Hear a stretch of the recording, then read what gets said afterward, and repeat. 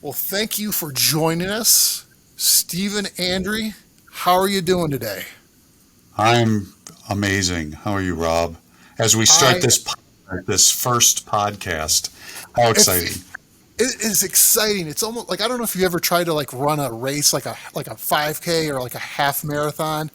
I feel like doing the first one and getting the first run or the training run is the hardest one to go do because like how fast should I go? What should I do? Like What should I does it look should I like to take a running step? What oh shoes to wear? am I All that. wearing the right shoes and socks? So I I'll look get so like let's this, lycra, whatever. absolutely. And so, well, that actually is a great point with kind of what you're talking about, because like, well, to get into the more details of what you're talking about and why, but I think one of the good, like, the investment into what you're doing and why people should take it seriously.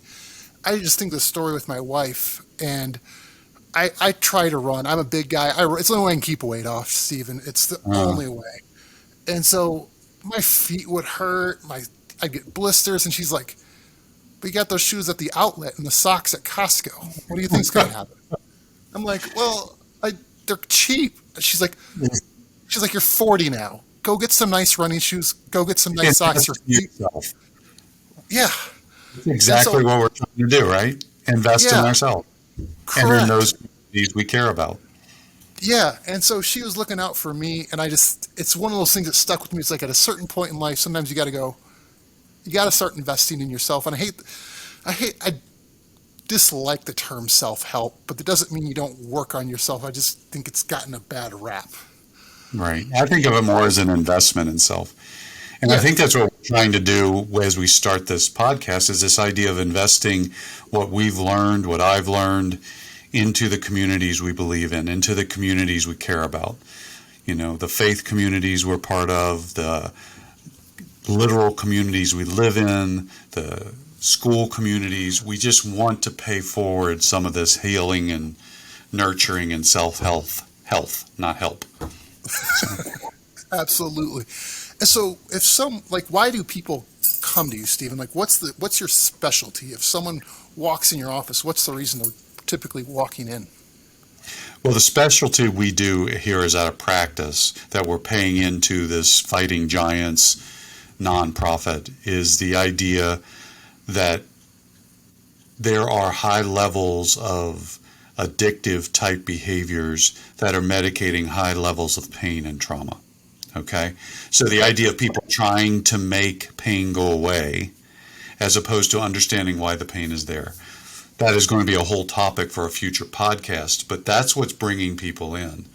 They've been dealing with behaviors that have created issues and problems within themselves that they were using those behaviors to address pain they're not even aware of. They're trying to make pain or discomfort or something go away. They're trying to Without avoid. without breaking any rules, can you give me some examples? Like, help me out, because like, Absolutely. bring it Well, down to more of what how would I recognize that? what's one of the most prominent things in our culture right now is pornography, right? But we Right. also have high levels of drinking, we have high levels of opiate use, all that stuff. Now, while my specialty is in sexually compulsive behaviors and the traumas and healing the families, etc., around that, there are strong similarities. We are introducing drugs to numb a nervous system that's hurting. And Okay. most of the people that walk in here are addressing the consequences of that pain and not aware of the pain. So you've got a guy coming in who's been using porn and or more for years and his wife finds out about it and she's hurting and now there's consequences because he might lose his marriage or uh, there's a consequence at work that he was caught using porn on a work device and may lose his job, right? So there's the consequences that bring them in. If I don't do A, B's going to happen. When we start doing the work, we get in deeper. And that's kind of what we're trying to offer here is that light type of version to help people see differently. Yeah. No, this it's interesting thing, but like, how many like I saw something, and I can't source it right now off the top of my head, Stephen. So I apologize for that. But like, Mm. I saw something years ago, well, especially when you're talking about porn, that so many people have looked at it, they can't even do studies of people that have looked at it and haven't looked at it and have it impact their lives. Right. That's from one of our previous conversations as we were setting up this podcast. And the reality is I've heard anywhere from 70 to over 90% of men struggle with this. As well as there are situations where we're seeing a rise in women using it and stuff like that. Wow. To the point where accurate data around what it is to be healthy becomes an issue. The goal of us doing this is not just to address porn issues and sexually compulsive behaviors, etc., but the deeper space is to create healthy, more vibrant individuals, marriages, families, communities, churches, and push against some of the lies we've believed. The beauty what are some of is, those big lies? well, there are many, and some of them are really based in honest belief systems. But there are many spaces where people are trying to help and causing more damage. Okay. That is going to be one of those topics we're going to have to address in multiple podcasts because it looks differently in different situations. But for example, one of the high-level, quick, easy ones is the belief that if a woman is more sexual with her husband, porn will go away. Now, we've heard that ad nauseum, and it's just not true, and it doesn't play out with research. That's the kind of things we want to bring into this podcast, is helping people understand that while their heart has been genuine and honest, the choices and behaviors they've believed or the information they've accepted is not accurate. So we want to give more information to understand. No, it's interesting. So then what did you have to do to get to where you're at with the level of study? Well, where you've learned this information. Well, here's part of I think, I love how we're starting to bait these future podcasts that are coming down the road. But a big piece of that in one of those podcasts is probably going to be my own story. Yeah. And it will be interwoven into multiple podcasts, I guarantee that. But my own journey with this addictive behavior and with individuals that are very dear and close to me that created consequences that led me into A, B, and C. My heart has always been to help individuals. My heart has always been to be there as a resource. I spent 10 years in a ministry position working with homeless crisis individuals that needed practical care, food, clothing, housing, that type of stuff. The irritation for me long term was I wasn't helping enough. Now, I'm not saying that the ministry isn't relevant. It's incredibly relevant.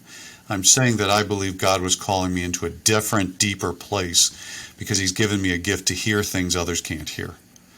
In that journey, I've started to get passionate about learning, getting information that's connecting things, and it led me into my own story of healing, which led me into addictive behaviors and healing that, which then helped me, oh my gosh, I want to pass this on into others.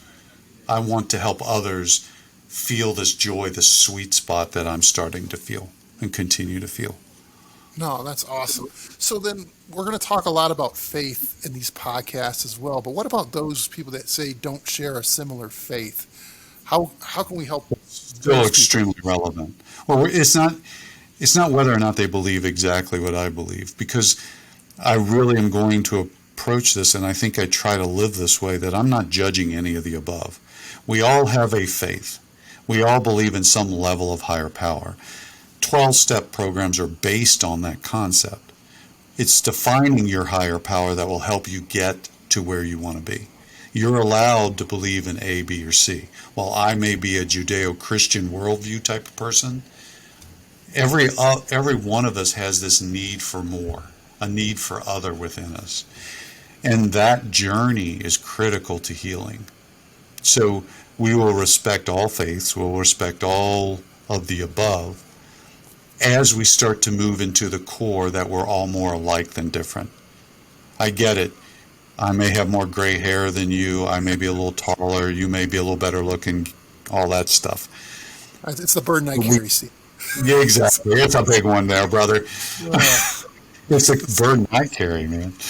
Um, burden I'm not carrying as much as the hair on top of the head. That's the one exactly. Well, let's that's the don't go burden that's there. falling off. Those of us that get the visual, they're going to be seeing I'm right behind you. But the reality is, your brain, your heart, your nervous system looks very similar to mine. And with the research that we're starting to get from some really wise and very, very informed individuals, we're seeing things that just play out beautifully for all of us as a place of hope for all of us. This is not a place of your being stuck there. We're really, a big core of this whole podcast is the idea of hope. We can heal. These aren't defects you live with for the rest of your life. They are places we can heal and offer hope, even in profound situations. Yeah, so it sounds like so people have traumatic issues, and sometimes like there's a best way I can say it's like almost looking behind the curtain like a magician. Sometimes is that kind of like there's like, hey, there's something that you didn't realize back here. Is that That's kind all. of what you're revealing? That's everyone. Rob, that's every one of us. We all have stories. Every one of us were raised in a family. Yep. Some of our families abandoned us. I get it. There was isolated, the extreme case of foster care and adoption and stuff like that. And those create these messages that wound us. Even the healthiest families aren't perfect. Every individual is beautifully imperfect. Though, in my opinion, there was only one perfect that ever walked this earth, right? So that grounding offers hope, and we'll get into some of that as well.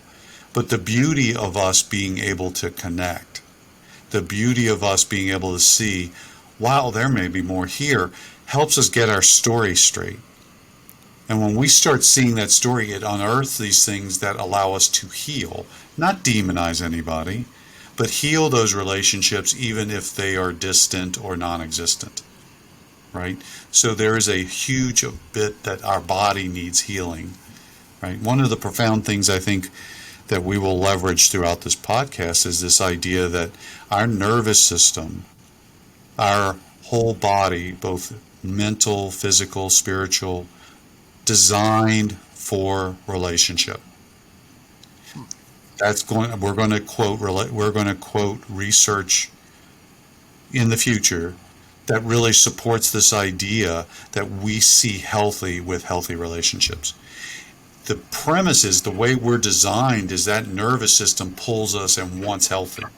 We just have to help break down what gets in the way. So when you start talking about like, especially on the whole like mind, body, spirit of it, like what? So what's the impact of the on the body on some when there's issues and they're like, I can relate a little bit. Like I was telling you a story, like my dad passed away in the last few weeks, Right. and You've been in grief. my body hurt in ways I never like knew before. And then when it all Mm, kind of passed, my body is like, okay, it relaxed some. right. So it's like, is So that something that? some of that is somatic, right? Okay, Some of that, in other words, your body is feeling the pain, the yeah, discomfort. Some of that is a lack of awareness of the grief that you are experiencing, as well as not giving your body permission to grieve, because you may not know how to do that. Yet it needs to do that. Grief is something we don't do well, and oh, we all grieve. I would actually argue on both sides. I think we don't grieve well, and I don't think we celebrate well. Right. Well, what does that really say? We're not Yeah, as connected to our emotional awareness and language as we would want to be. There are all kinds of terms around that. We'll use some of them. But the idea of helping you become more fluid and fluent in the language of your body is a key piece of all this. So no, in that's your loss, yeah. right, there's grief around the actual physical loss of a father, Hmm. as well as what you may not have gotten and or ever get. But that's a very deep place to unpack. Oh yeah. Well, you So, got me thinking there. So sorry if you hear the gears grinding in my head. yeah, Sorry. there's a joke there. I'm gonna stay away from that one, brother. We'll put some oil in there. Put some So oil many up there. years that happened. We'll go with that. We'll grease them up there a little bit. All right. Yeah. No, I'm excited to do this with you on so many levels, is because I think it can help a ton of people out. I think I'm a curious person, so every time I've talked to you, I've learned something, and I always feel just a little bit smarter, but a lot dumber at the same time. Going, I had never realized all this. And it's really not that, well, I love the playfulness there because I want you to Yeah. learn. Because if you're learning, maybe others are learning in this, Yeah. right? It's a goal. Yes. And you're not dumb. And I know you said that playfully, Yeah. but the truth is you're just ignorant because no one's taught you something. And that's a different shift. We tend to feel like we should know things when we've never been taught things. That's a bind that's just not a just healthy place, Would you right? consider that like an unmet expectation? Is because like I coach basketball. I coach youth basketball and coaching it for 20 years, and then like other coaches will be upset at a player for not doing something the way we expected them to do it. But I'm like, we never Right. taught them to do that. So if they don't, Right. or the way we wanted them to do it. So if we never taught them, I don't expect them to do it the way we want them to do it. That's a teaching moment for us. Well, and some of that's even just telling them what a basketball looks like and how to dribble, Yeah. right? The Yes. basic, right? Yes. That is so true. And one of the places we neglect that the most and do some of the most damage, hence the most assumptions, is that children will naturally know how to do things as they get older. No. Sorry, I'm not going to assume that. And then when you're dealing with those adults who never got that, we have to go back in and re-educate. Or in many cases, educate for the first time, pushing against these messages that were toxic, hence fighting giants. The idea that we're fighting against these messages, these big giants, these big dilemmas that people live with and aren't aware they're living with false information. Not that they're not smart enough to do it. Not that you're not a brilliant person. You've just been digging in the wrong place with the wrong information. Do you think, like, as we dig into this podcast and future podcasts, do when people like, I'm curious about this because I've joked with you before. I'm an emotional eater. Like, Right. I could. Last night I couldn't sleep, and all I wanted to do is go out to the grocery store and get some ice cream. I couldn't So tell what are you you why. doing? Outside that, I wanted ice Sure. cream. Because you didn't want to feel what you were feeling. It's lack of sleep. You're medicated. Well, yeah, yeah, that's what you're thinking. But you just said you're an emotional person. You're an emotional eater. Yes. Saying, give me ice cream so I don't have to feel sad. It doesn't work, does it? Yeah, you're No. right. So You're right. we'll get. I should have gotten frozen custard. That would have solved it. That's what Yeah. it was. One thing I'm going to be prerequisite. There's a prerequisite, maybe. I don't know if that's the term. Or I really want people to give me grace around is probably the bigger ask. Yeah. I have become more and more anal around language, Okay. more sculpting around how we use language so that we support ourselves and take care of ourselves even through how we reflect and how we communicate to others. Because often we're saying things that are shaming or we're saying things that we don't really understand and we want to break that down. Not in a place where we're going to beat people up, but just to inform and help that nervous system breathe a little easier. So, Well, that makes sense. and Words then have you can meaning. get the ice cream. Say again, what? And then you can go get the ice cream. So, Oh, yeah. I think, yeah. Who doesn't like ice cream? That's when people say we have so many differences. I'm like, do you like ice cream? I bet we all like ice cream. yeah, But it's just what we type. might like different flavors. I'm okay with that. Yeah, Ice cream may impact certain people differently than others. To me, it's a happy place. Others, they may be able to clear out a room afterwards. yeah. But So we all like ice cream, who right? doesn't like ice cream? And then we can disagree on the flavors. I'm okay with that. There So, you go. but I'm really excited to go on this journey with you, Stephen. I get to learn, and the listeners, I hope, get to learn along here with me, and then we get to unpack things in ways that, especially, I like what you're talking about earlier, where like falsehoods we learned that we take as truth, which are probably Yes. the more dangerous ones. It's one thing of going, I just don't know this subject. It's one thing to go like, I think I know it. So you kind of put a nice little bow on it in your, The other thing where it says, "Oh my gosh, I was unaware that I didn't know it," or "I yeah, was unaware that I am believing something that I really don't believe." right? Yeah. So there's a whole plethora of things. And I'm excited too, because I just think there's such an opportunity to hear from people, to offer people healing, to get feedback and hear what they need to hear, where we can help, how we can offer things that maybe they didn't think about, whatever this looks like. I just want to have fun with it, but really understand that I'm here, that we're here to build into people, to cherish people, to hold people precious, and see everybody as valuable. Absolutely. Everybody has value. Absolutely. No judgment. Why don't we make some quick goals? What we're going to inform people of stuff they didn't know before. We're going to Absolutely. make it relevant to their days and lives. Right. And we're going to And be then speaking to some of the big issues that we run across, that we currently perceive, as well as ongoing. I know there'll be more that people will bring up. Wow, I've always seen this in our church, or I've seen this in my community. Is this accurate? What's going on here?